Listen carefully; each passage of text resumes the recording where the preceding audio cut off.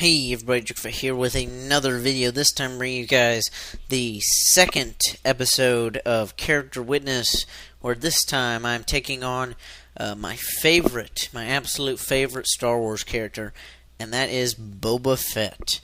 Yes, the Fettster himself, the Fett Man. Every single nickname out there for him, he's got tons. I just really wanted to do this episode, partially inspired by, I was on a live stream last week on Dan's channel, aka RF Biker Scout. I was on a live stream on his channel about Boba Fett. It was a episode dedicated purely to everything Boba Fett. And so that really got me thinking, wow, that'd be a great character to cover in an episode of Character Witness. So, ta-da, here I am with bringing you guys an episode where, I'm just going to talk about Boba and give my general thoughts and opinions on him, and how his character has kind of changed through the years as he's grown older in fiction, and how he's changed since his original appearance in The Empire Strikes Back. And also just want to remind you guys that you can, in the comment section below, you can leave any questions and feedback or for the next installment of Character Witness Double Jeopardy, which is, in case you don't know, is a show where I answer any questions that I might have missed in the main episode of Character Witness that I'm doing currently. So if you have any questions about Boba that I do not address in this video, feel free to leave them, and it'll be on the episode of Double Jeopardy. So, yeah, Boba Fett. Like I said, he is my absolute favorite Star Wars character, and sometimes it's really difficult to pinpoint exactly why Boba is my favorite Star Wars character. Because when you think about it, in the movies, he really doesn't do a whole lot. In The Empire Strikes Back, he pretty much just is a plot device that serves as an explanation for why the Empire's at Cloud City, and to kind of move the story along with him taking Han, Frozen, and Carbonite to Jabba the Hutt. And in Return of the Jedi, he pretty much just gets a scream, and then he's in the Sarlacc pit. And that was all that we originally got in the original trilogy. So why has he become such a hugely, insanely popular Star Wars character? Perhaps maybe even the most popular Star Wars character out there, next to maybe Darth Vader or Luke. And a lot of it, I think, has to do with the visual appeal. When I say visual appeal, in my opinion, for a character in fiction like a movie, a video game, or a comic book, a key part of their success is their appearance. And something about Boba's armor is just very visually striking. It sticks in your head. He doesn't kind of just blend into the background of miscellaneous alien characters and guys in spacesuits. Something about it just really sticks out. Perhaps it's the T-shaped visor. Maybe it's the bantha skull on his shoulder pad. I don't know. But that is, like I said, visual appeal is something that's very important when you're first trying to get a character out there. Point is, if a character has like an ugly suit on or some unattractive outfit, if they're not drawn well, if they're not made well in a movie, then people aren't going to be interested in them to start with. So that is very important, I think, in Boba Fett's initial success in terms of popularity with the Star Wars community, is that he was he visually stuck out. He was that guy in that cool commando armor in the background. He wasn't, just like Fly, I guess Fly guy. I was about to say like Zuckuss or Forlom, where it's just another droid or some kind of weird insect-looking alien. is he just really stuck out visually, especially with the color pattern and everything, and he served an important purpose in The Empire Strikes Back, so that really piqued people's interest in wanting to find out more about this character. Who is he? Why is he the most feared bounty hunter in the galaxy? Why does Vader make a point to tell him no disintegrations? Stuff like that was very important, in my opinion, in getting people interested in learning more about Boba as a character. So that's what I believe initially set up Boba as a popular character, is that he was very visually interesting. And he was mysterious, too, because at the time of The Empire Strikes Back and Return of the Jedi, next to nothing was known about him. He was just that guy in the background who stood around looking cool and captured Han Solo and the gang of rebels. So you instantly have that aspect of respect as well, because this is a guy that pretty much, takes down the heroes of the saga, or at least the original trilogy, that being, Han, Leia, and Chewie, is that he's the one that's ultimately responsible for their, I guess you could say, defeat at the end of The Empire Strikes Back. So you instantly have that element of respect also. When you take these characters that are obviously already known from the previous movie, and or the main characters of the trilogy, and when you have them kind of beaten by this unknown mysterious figure, then you instantly have that element of respect, like, oh, we thought these guys were invincible, so how is this guy able to take them down? So, very mysterious character to begin with, and that got people really interested in finding out more about him. People just could not stop wondering, like, okay, who's Boba Fett? I want to know more about him. What's his story? How did he become like this? What does he look like under the armor? And so people got very interested in his character, and that led on to him being an extremely popular character in the expanded universe, perhaps the most popular expanded universe character, as he is starting in the 90s with the revival of the expanded universe with Timothy Zahn's Heir to the Empire trilogy, and Dark Horse starting to make Star Wars comics. Boba Fett instantly started popping up in those, and we started learning more about his character, more about his backstory. However, we didn't really get a clear picture of Boba's story until Attack of the Clones. And before that, we had gotten some hints at maybe, like, okay, maybe he was from Ord Mantell, or, a bunch of kind of different whispers in the dark.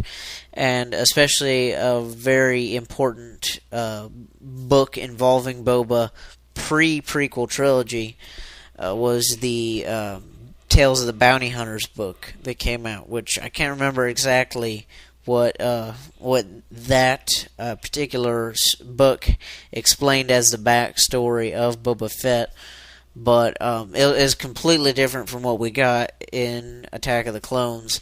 So again, that kind of add that mystery, where obviously this was written before the movie, so people they're probably just kind of making it up as they went along.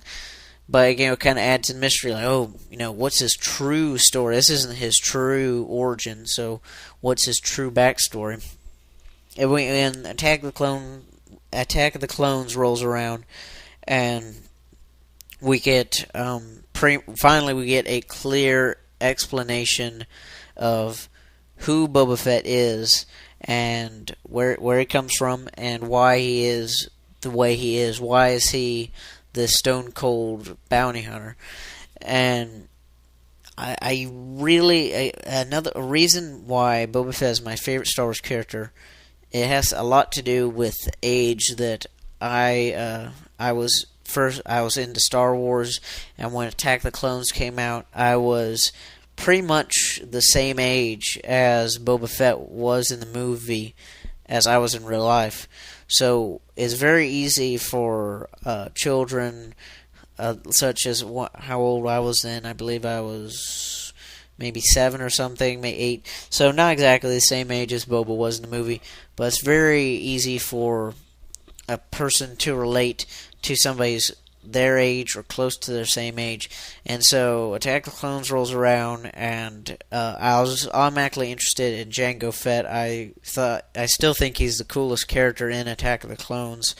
So I was very interested in him, and then we come to Kamino, and we discover that he has his son Boba, and so I'm automatically very interested in him because we're at a similar age, and his father Django is such an awesome guy in that movie, and it truly is a tragedy what happens to Boba, and I really do mean that.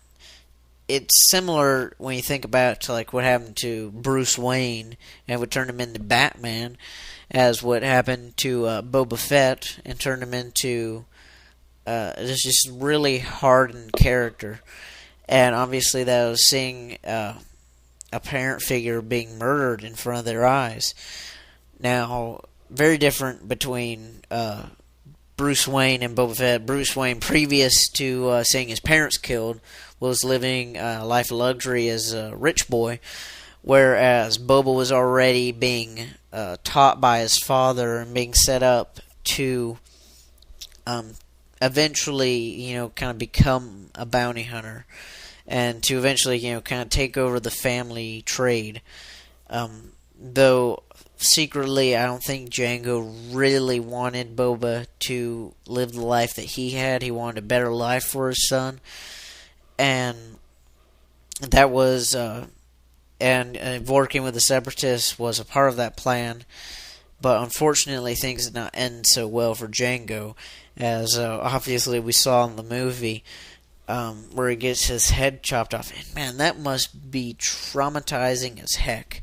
I can't even begin to imagine what it must be like to see your own father have his head cut off in front of your eyes. That is incredibly disturbing. Incredibly. And like I said, Boba had already been set up with his kind of background of being trained by Django and how to in the bounty hunter trade, all these skills. So he's already setting him up, to kind of be more conditioned towards that. And seeing that, that's something that drives people off the deep end. It really does. But seeing how Boba deals with it is an entirely different way than, by comparison, like Bruce Wayne dealt with his. And we don't see a lot of how Boba deals with the immediate impact of his father being killed in the movie. We only get really one scene after Django's killed of Boba, and that is Boba's picking up his helmet. That I don't know if his father's decapitated head was still in it. That'd be kind of gruesome. But picking up his father's helmet and just kind of resting his head against it, and that's a really powerful scene because they didn't handle it so well in the movie, but it's an incredibly potent scene in my opinion. That was a life-altering moment in Boba's life. Had his father remained alive and had they got away from the Clone Wars and everything, Boba could have ended up on an entirely different path than what he became. And another favorite book series of mine was still Star Wars that I read again at the same age I was that Boba was in the books, and that was the Star Wars Boba Fett series. It was a series of young adult novels that pick up pretty much. It picks up a little bit prior to the events of Attack of the Clones and continues through Attack of the Clones, pretty much telling the movie from Boba's perspective, and then it continues on past the events of the movie into the Clone Wars and seeing where Boba goes on from there, and seeing him again at the same age as Boba was during these books. It really it helps you connect with a character when you have something. If you have something shared with a character, whether it be a same name, maybe a same first name, same last name, same hair color, same age, if there's just some small aspect of a character that you can connect to, like something they may be going through, then it really helps you better understand the character. And so I was at the age that Boba was when he got his father killed. And I'm reading these books, I watched the movie and stuff, and I was thinking, like how would I react to these things, and seeing how Boba reacts, and it's truly inspirational because somehow, against all odds, Boba finds the strength to go on. He's a clone of Jango.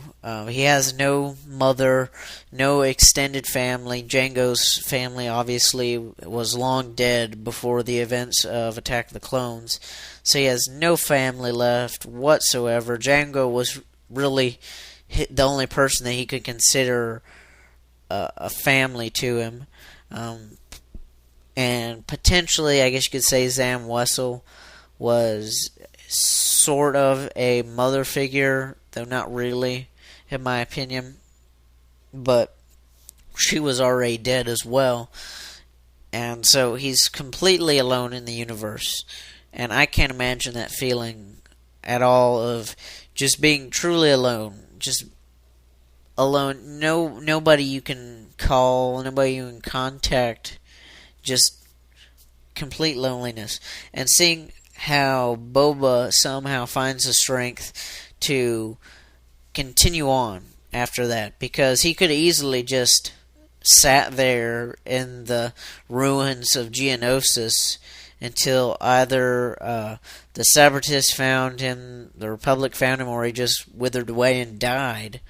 He could have easily done that and just rolled over and just given up, but he finds a strength to use what his father taught him to continue on, to not let this be something that will ruin him, but to move on from it, to use it to make him a stronger person before that. Because prior to his father being killed, he was a little bit more of a typical kid, where he liked to have a good bit of fun and whatnot. So he was just a regular kid. But seeing how after his father's killed, he realizes, like, okay, I can't. My childhood is over now. It's time to be a grown up, pretty much. And so from the moment Jango is killed in front of him, to me, that's when we see Boba Fett go from being just another, happy-go-lucky kid in the universe, and seeing him gradually transition to become this hardened bounty hunter that he is in the expanded universe in the original trilogy. And so that I found very, very inspiring, of how he was able to do it. I don't think I would have been able to do it personally. I don't really know of a lot of people that would actually be able to continue on after witnessing something traumatizing like that. And obviously that event instills a deep hatred in Boba of Jedi, since Mace Windu was the one that killed his father. A deep hatred, and again, something that is beyond kind of what I can imagine, is having that much kind of swelled up inside of you, that much harsh emotion, that much hatred of one particular thing. And so from that moment on, he pretty much dedicates the rest of his life to finding and killing Mace Windu. And we see a lot of that in the books and in the Clone Wars. Obviously, the first time we see Boba Fett in the Clone Wars TV show is him attempting to assassinate Mace Windu. And he pretty much goes about trying to do that for the rest of the Clone Wars. I'm not going to give you a full history of Boba, but in the throughout the events of during the Clone Wars time period, Boba's pretty much kind of bouncing from one planet to the other, going with various different bounty hunters, mercenaries, and all kinds of scum of the universe. Particularly, Aura Singh was a very important figure for Boba during the Clone Wars. He hung out with her a lot. And so pretty much he dedicates the rest of his life to finding and killing Mace Windu, which I guess unfortunately he does not meet, or fortunately, depending on your point of view, he does not actually get to be the one that does finish Mace off, as the Chancellor does that. And after that, as I guess kind of a consolation prize, we see Boba pretty much working with the Empire to hunt down every single Jedi that he can find, and it's a really dark period of Boba's life, from the time that his father was killed to probably up to a little bit after the Clone Wars. Is really dark period of Boba's life, consumed with the hatred of Mace Windu, and just trying to find his way back to him so he can finish him off. And so, unfortunately for Boba, he does not get to be the one that does finish Mace off in the end. But he does continue on to work with the newfound Empire to hunt down the Jedi, and once that's over, he pretty much sets himself up as the best bounty hunter in the galaxy, using what his father taught him, and what's just pretty much in his blood, what's in his heritage, what he inherits as these skills as a highly trained, highly efficient killing machine from his father. He's although Jango was not he was not born a Mandalorian. He was raised a Mandalorian, and Boba was raised a Mandalorian by Jango in turn. So he's really just instilled with these instincts, this way of thinking, that puts him light years beyond any other bounty hunter in the galaxy. Really, it's kind of like if you take somebody who's trained from their birth to be like a Navy SEAL, and they go into the bounty hunting profession. Obviously, they're going to be the best bounty hunter out there because they had professional training on how to be a killing machine, versus some other schmo that maybe got into it because they won some easy credits. So light years beyond what anybody else can do. And that's another thing that I really like about Boba, is that he's just awesome in everything that he's in, to be quite honest.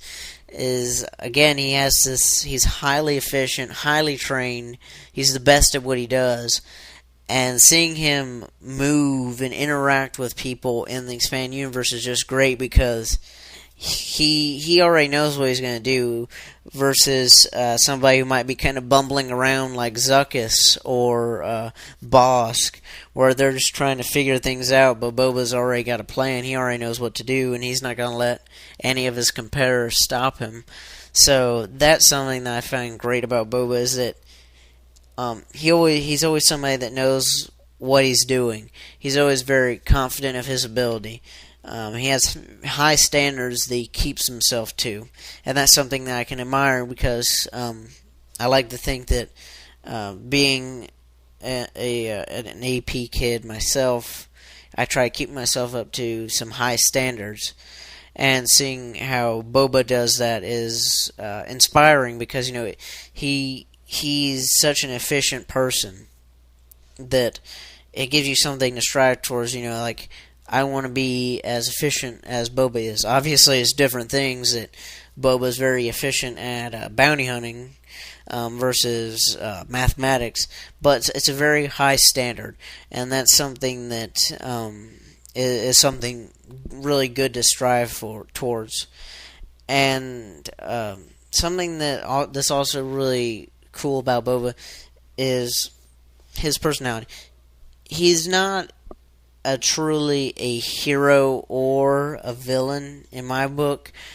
Usually he gets classified with the villains when you're looking at maybe like an official Star Wars book or something. And I think that's unfair because Boba is not really a villain. He's a bounty hunter. He's a mercenary.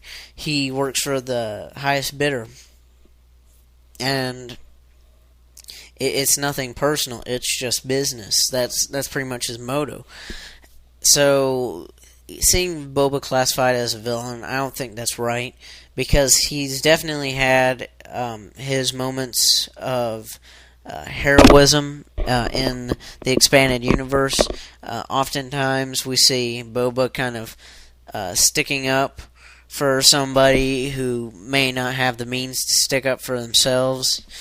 He only goes after scumbags.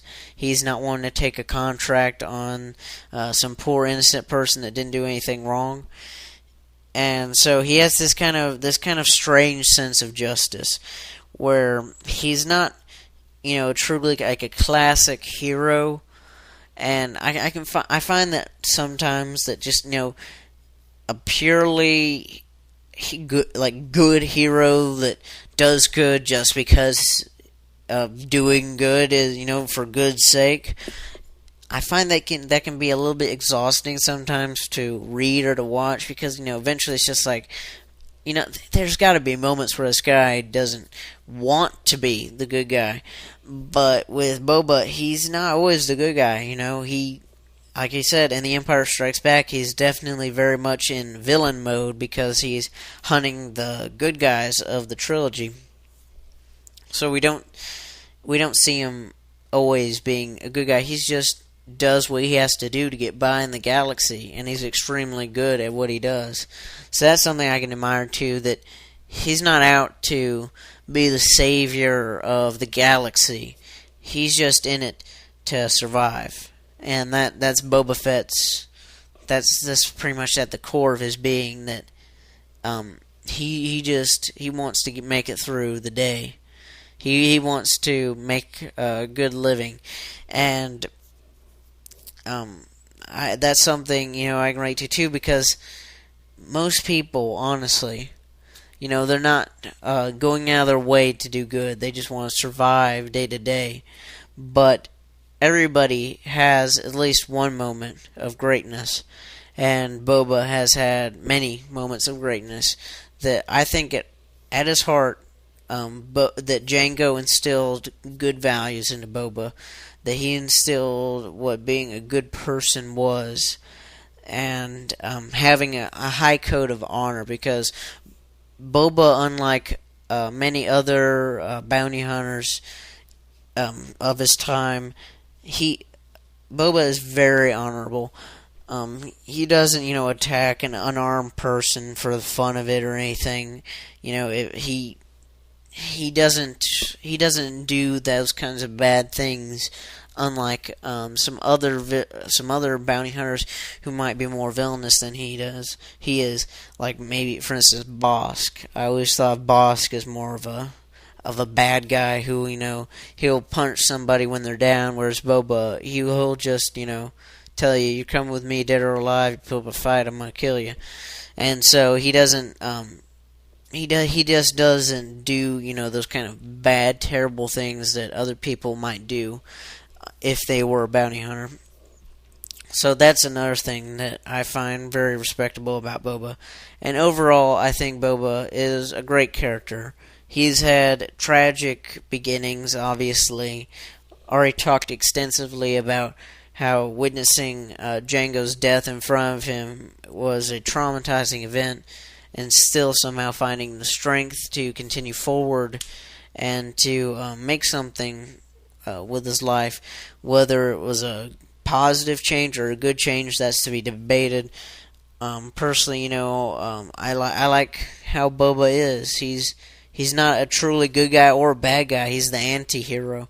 He does good when good suits him, and if he just so happens to be working for the Empire, he's working for the Empire. But if he's working for the New Republic, he's working for the New Republic. So